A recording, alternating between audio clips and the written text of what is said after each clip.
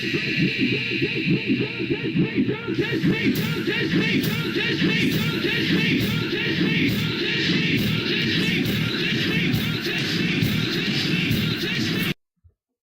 good morning, YouTube. It's Richie from Boston, and today's the 19th of June, 2016. In my last several videos, I've featured a lot of things about martial law and my thoughts on it. I don't base this on my own personal opinion. This is the opinion of veterans, oath keepers, and others that have served this country, and people I stay in contact with, including ex-law enforcement. It's coming. The time for petitions, the times for voting, all that stuff is out the window. I've placed a PayPal donate button in the description box because I was talking to 𝗵𝗵𝗿𝗲 last night on his show, and I'm going to be going to the DNC with him in Philadelphia, and it's going to cost money to get there. If you want to help me out, just click the button and donate what you can. SEAL Ben Smith is with me now, and Ben, good day to you. You were quite vocal on Sunday, got a lot of attention for what appeared to be a short but very succinct speech at the World War II Memorial. You said something to our producers a bit earlier today. You think the government is trying to provoke the veterans to do something. What do you mean by that? Within the people who see things wrong here, who are looking at the shutdown, this can be absolutely planned, and it's a conversation topic. They want us to do something. They either want to diminish our voice or our significance, or draw contact, and they can crush us. I mean, you've got Sheila Jackson Lee, who is calling for martial law to end the shutdown. I mean, that's insane. That's getting rid of the Constitution of the United States, which is also what every service member has signed up to and including their life for, to protect and defend the Constitution of the United States against enemies both foreign and domestic. So we've got a government here that seems to be wanting to create the conditions that they want to take our Second Amendment. You know, they're going for the Second Amendment. They're trying to take guns from the veterans with PTSD and all those types of things. Voting rights. In the past elections, there was a lot of problems with the veterans in voting, getting the ballots back from overseas. And they want to discredit the military and get us to do something stupid so they can lock us down, get rid of, you know, you can call it a conservative Tea Party movement. It's more people who believe in the foundations of this country are the people that they're poking at, which are the citizens of this country. Well, and that's the people in the government. Make sense of this. We're looking at the World War II Memorial there in Washington. I mean, it's essentially a sidewalk that comes off the mall. Why would the government put up barricades, pay people, spend the money, so that they could install barricades to keep people out? Why would that happen?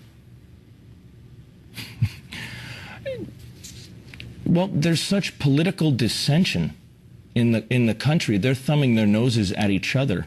And the thing is, the American citizen and the American service member are now the battlefield. They're trying to fight over us or to get votes, and it's become a political war game. It's like a cold civil war out there for which way the country wants to go, and the right isn't the right anymore.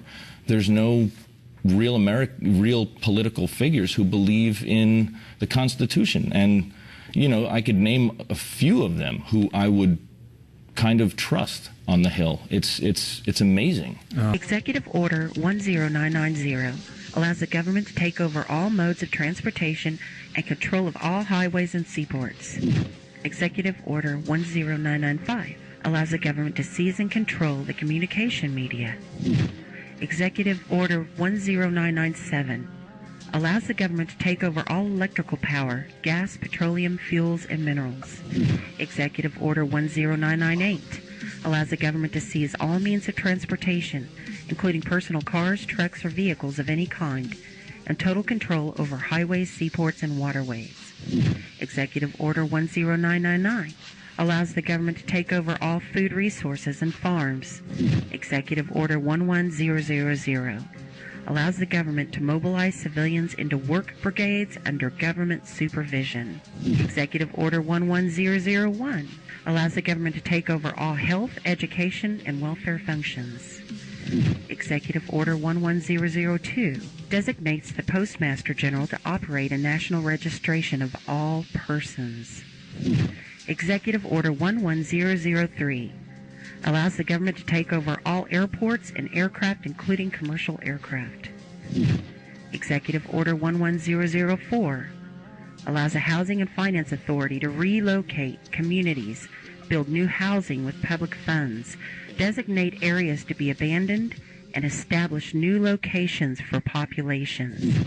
Order 11005 allows the government to take over railroads, inland waterways, and public storage facilities. Executive Order 11051 specifies the responsibility of the Office of Emergency Planning and gives authorization to put all executive orders into effect in times of increased international tensions and economic or financial crisis. Executive Order 11310 grants authority to the Department of Justice to enforce the plans set out in executive orders, to institute industrial support, to establish judicial and legislative liaison, to control all aliens, to operate penal and correctional institutions, and to advise and assist the President.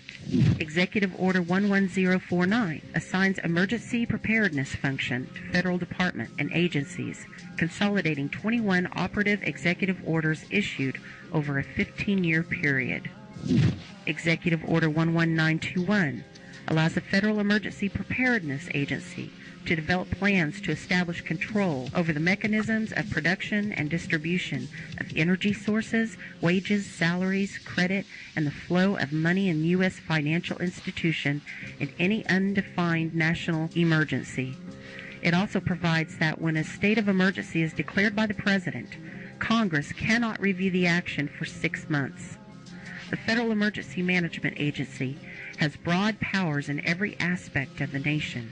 General Frank Salzito, chief of FEMA's Civil Security Division, stated in a 1983 conference that he saw FEMA's role as a new frontier in the protection of individual and governmental leaders from assassination and of civil and military installations, from sabotage and or attack, as well as prevention of dissident groups from gaining access to U.S. opinion or a global audience in times of crisis. FEMA's powers were consolidated by President Carter to incorporate the National Security Act 1947 that allows for strategic relocation of industries, services, government, and other essential economic activities, and to rationalize the requirements for manpower, resources, and production facilities. The 1950 Defense Production Act gives the President sweeping powers over all aspects of the economy. The Act of August 29,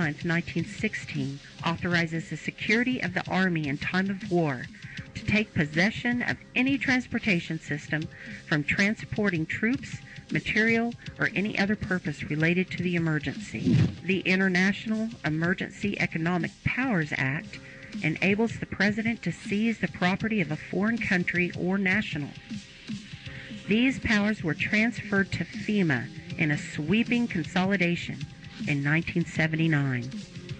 Vetting of the president continues as we bring you another edition of The Real Obama. Now, in this installment, we shine the spotlight on an executive order that the White House was hoping that you would never learn about. Now, the president signed the National Defense Resources Preparedness Executive Order late Friday afternoon, and since that time, now the measure has been virtually ignored by the mainstream media. Now, the order essentially gives the president of the United States absolute power over any and all American resources during both times of peace and national crisis. Now, this includes, but is not limited to, food and livestock, water, plants, energy, health resources, transportation, and construction materials, and gives the government the ability to, quote, control the general distribution of any material, including applicable services, in the civilian market. Now, White House Press Secretary Jay Carney laughed off a question about the document at today's briefing. Let's take a look. There's been some online commentary suggesting this gives the executive branch power to allocate energy, food, water in either peacetime or wartime. And there are some conservative blogs that are pushing the notion that this suggests the White House is preparing for a war with Iran. Can you explain what this executive order was? Well, I cannot explain that reaction to it. I think it was a fairly standard and routine piece of business. Now, not everybody's laughing about this executive order. In fact, some have suggested this would give the President of the United States the authority to declare basically martial law during times of peace. And to be sure, this is simply the latest string of actions taken by the administration that ignore the basic principles of our Constitution. Joining me now, I know everyone's going to say, well, this stuff is old. Well, it's old, but it's in place. And the fact that the latest mass shooting was such a farce, and Vice President Joe Biden showing up with a petition from all the anti-gun people means they're getting ready. The fence is up. All they need to do is lock the gate. I'm Richie from Boston, and I'm out.